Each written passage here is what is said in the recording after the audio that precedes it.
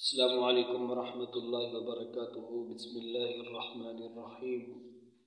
آج کا ہمارا موضوع ہے گیدڑ سنگھی کے متعلق۔ پہلے یہ سمجھ لیں کہ گیدڑ سنگھی کیا ہوتی ہے۔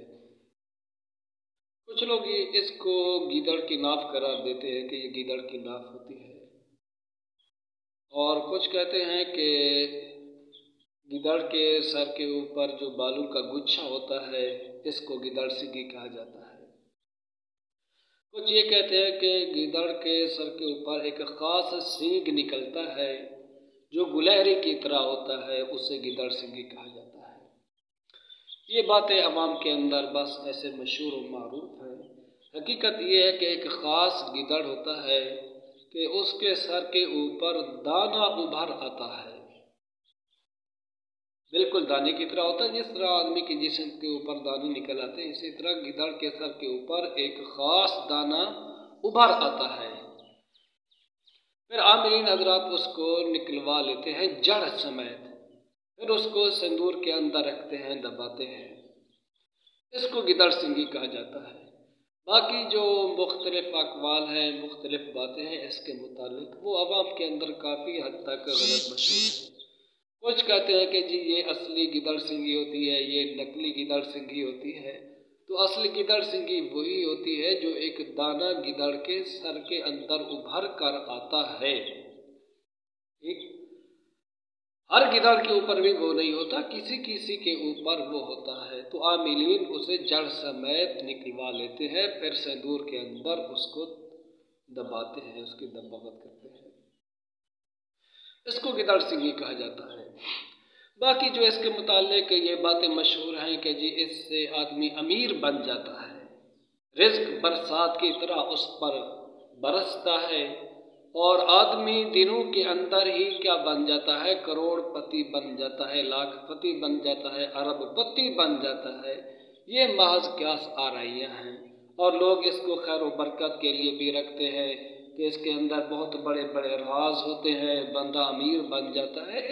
ایسی باتوں کا کوئی تعلق نہیں ہے حقیقت سے، یہ تو محض آدمی کے گمان کے اوپر ہے، شریعت کے اندر اس کی کوئی اصل نہیں ہے۔ تو رزق کی فراوانی کے لیے ہمیں وہ اعمال کرنے چاہیے جو مسنون ہیں، جو آیات قرآنیہ پر مشتمل ہیں، وہ اعمال کرنے چاہیے، جیسے مغرب کے بعد سورہ واقعہ کا پڑھنا، یا اسی طرح سورہ مزمل کا ورد کرنا، یا وہابوں کا، یا باسطوں کا، یا قرآن مجید کی جو اور آیات اور سور ہیں جن کے پڑھنے سے رزق کی فراوانی نصیب ہوتی ہے، ان کو پڑھنا چاہیے۔ باقی گیدڑ سنگھی اس سے رزق کے اندر کسی طرح کی کوئی فراوانی نہیں ہوتی ہے۔ یہ ہندوؤں کے بنائے ہوئی باتیں ہیں اس طرح کی کہ گیدڑ سنگھی سے بندہ امیر بن جاتا ہے۔ آپ دیکھو کہ جوگی، ان کے پاس یہ گیدڑ سنگھیاں کافی مقدار میں ہوتی ہیں، وہ اس کی اصلیت کو صحیح طریقے سے سمجھتے ہیں۔ ہر جوگی نہیں، جو ماہر جوگی ہوتے ہیں ان کو پتہ ہوتا ہے اصلی گیدڑ سنگھی کیا ہوتی ہے۔ اب آپ ان کو دیکھیں، کیا وہ جوگی امیر بنے ہوتے ہیں؟ وہ تو ایسے پھٹے پرانے کپڑوں کے اندر گھوم پھر رہے ہوتے ہیں، سانپ دکھا کے کسی سے 5 روپے لے لیے، کسی سے 10 روپے لے لیے، کسی سے اتنے پیسے لے لیے۔ اگر گیدڑ سنگھی سے بندہ مالدار بنتا تو پھر یہ جوگی کیوں نہیں مالدار بنتے؟ یہ کیوں اس کو تھوڑی تھوڑی قیمت کے اندر بیچ رہے ہوتے ہیں؟ تو ان کو پہلے امیر بننا چاہیے تھا نا، ارب پتی بننا چاہیے تھا، خرب پتی بننا چاہیے تھا۔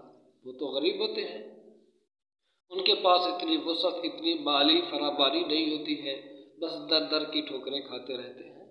تو اس کی کوئی حقیقت اصلیت نہیں ہے کہ بندہ اس سے امیر بن جاتا ہے یا رزق کی فراوانی اس کے اوپر ہوتی ہے۔ تو رزق کی فراوانی کے لیے جو اعمال ہمیں بتائے گئے ہیں، جو مشروع اعمال ہیں قرآن و سنت کی روشنی میں، وہ ہمیں پڑھنے چاہیے۔ باقی گیدڑ سنگھی سے کبھی کوئی بندہ مالدار نہیں بن سکتا۔ یہ ہندوانہ عقائد و رسومات ہیں جو ہمارے علاقوں کے اندر یہ پائے جاتے ہیں۔ اللہ رب العالمین ہمیں عمل کی توفیق عطا فرمائے۔ السلام علیکم ورحمۃ اللہ وبرکاتہ۔